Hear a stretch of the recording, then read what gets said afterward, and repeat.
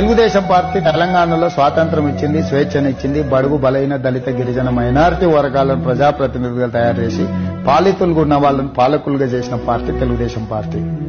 Police Patel నుంచి పటేల్ పట్వారీ వ్యవస్థను రద్దు చేసి ఇక్కడ ప్రజలకు ఒక స్వేచ్ఛనిచ్చిండ్రు.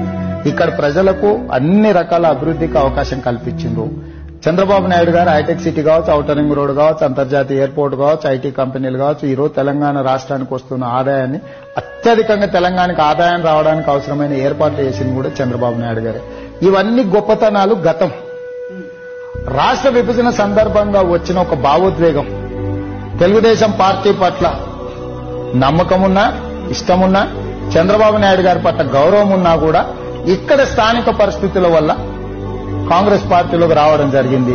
కానీ నేను వచ్చేటప్పుడు పార్టీని గాని, నాయకుడిని గాని, వచ్చిన తర్వాత గాని ఎక్కడ కూడా నేను గతంలో టీడీపీలో ఉన్నదానికి టీడీపీ నుంచి బయటకు వచ్చిందని నేను ఎన్నడూ విమర్శించలే. తెలుగుదేశం పార్టీ నాకు ఎలాంటి నష్టం చేయలేదు. తెలుగుదేశం పార్టీ వల్ల, ఆ కార్యకర్తల వల్ల, వాళ్ళ కష్టం వల్ల ఇవాళ ఈ రాష్ట్రం, పక్క రాష్ట్రం, దేశంలోనే నాకు గుర్తింపు వచ్చింది. ఇవాళ నాకు ఈ మాత్రం గౌరవం ఉంది అని అంటే అది తెలుగుదేశం పార్టీ